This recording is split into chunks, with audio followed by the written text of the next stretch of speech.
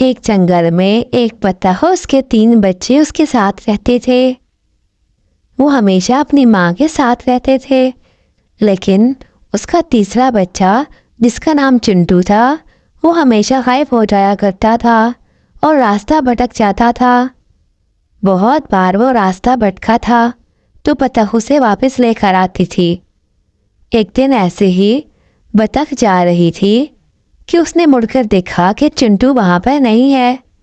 اس نے اپنے بچوں سے پوچھا تو بچے کہنے لگے، ماں، وہ ہمیشہ راستہ بھٹک جاتا ہے، اب بھی کہیں راستہ بھٹک کے ادھر ادھر نکل گیا ہوگا۔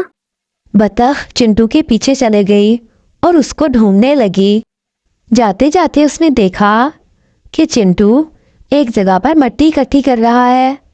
بطخ اس کے پاس گئی اور جا کر کہنے لگی، چنٹو بیٹا، تم یہاں پر کیا کر رہی ہو؟ راستہ بھٹک گئے ہو کیا؟ نہیں ماں، وہ دیکھیں قریبی درخت پر چونٹیوں کا ایک بل ہے، ادھر سے مٹی اترنا لگی ہے اور وہاں پر بارش کا پانی آ جائے گا۔ جب بارش ہوگی میں سوچ رہا تھا میں ان کی مدد کروں، اس لیے ان کے لیے مٹی اکٹھی کر کے قریب رکھ رہا تھا تاکہ وہ دوبارہ اپنا بل ٹھیک کر سکیں۔ بطخ نے اس کو بڑے پیار سے دیکھا اور اس سے کہنے لگی، چنٹو میرے بچے، تمہارے پاس ایک بہت خوبصورت دل ہے۔ کچھ روز گزرے، تیز طوفانی بارشیں شروع ہو گئیں۔ چونٹیوں کو بھی مسئلہ ہوا، ان کے بل میں بہت سارا پانی آ گیا۔ چونٹیاں چنٹو کے پاس گئیں اور ان سے جا کر مدد طلب کی۔ کوئی بات نہیں میرے دوستو، فکر کی کیا بات ہے جب چنٹو آپ کے ساتھ ہے۔ آپ سب میرے اوپر سوار ہو جاؤ، میں آپ کو ایک محفوظ جگہ پر پہنچا دوں گا۔ وہ سب چونٹیاں چنٹو کے اوپر سوار ہو گئیں۔ چنٹو ان کو لے کر ایک محفوظ جگہ پر چھوڑ آیا۔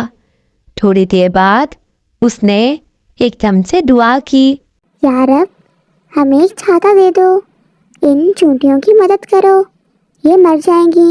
ایک دم سے وہاں پر چھاتا آ گیا۔ پھر اس نے دعا کی، یا رب، اب یہ بھوکی ہیں، ان کو کچھ کھانے کو بھی دے دو۔ تو ایک دم سے وہاں پر چینی کے ٹکڑے آ گئے۔ چونٹیاں بہت حیران ہوئیں اور خوش بھی۔ انہوں نے چنٹو کا بہت شکریہ ادا کیا۔ چنٹو بھی وہاں سے واپس آ گیا۔ وہ واپس اپنی ماں کے پاس چلا گیا۔ کچھ روز ایسے ہی گزرے کہ بہت تیز ہوائیں چلنے لگیں۔ بہت تیز ہوا کے ساتھ طوفانی بارش ہونے کا بھی خطرہ تھا۔ وہ اپنی ماں کے پاس کھڑا اسے باتیں کر رہا تھا کہ اچانک تیز ہوا کی وجہ سے ایک درخت کا موٹا سا تنا اس کی ماں پر گر گیا۔ اس کی ماں تو اس درخت کے نیچے دب گئی اور بالکل مرنے والی ہو گئی کیونکہ اسے سانس نہیں آ رہی تھی۔ اس کی حالت بہت خراب ہو رہی تھی۔ اس نے بڑی مایوسی سے چنٹو سے کہا، میرے بچے، اپنا خیال رکھنا، میں شاید اب نہیں بچوں گی۔ تم نے اپنے دونوں بہن بھائیوں کا بھی خیال رکھنا ہے اور اپنا بھی بہت سا خیال رکھنا، بھٹک نہ جایا کرنا۔ نہیں ماں، اب ایسی باتیں نہیں کرو، میں بھی خدا سے دعا کرتا ہوں، وہ ہماری مدد ضرور کرے گا۔ یا خدا، میری ماں کو بچا لو، اس کے علاوہ ہمارا کوئی نہیں ہے، اس کو بچا لو پلیز۔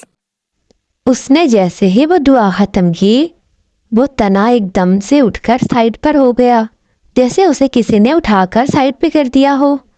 اس کی ماں تھوڑا سا ٹھیک ہوئی، کافی زخم ہوئے تھے لیکن اس کی جان بچ گئی۔ اور یوں چنٹو نے خدا کا بہت شکریہ ادا کیا۔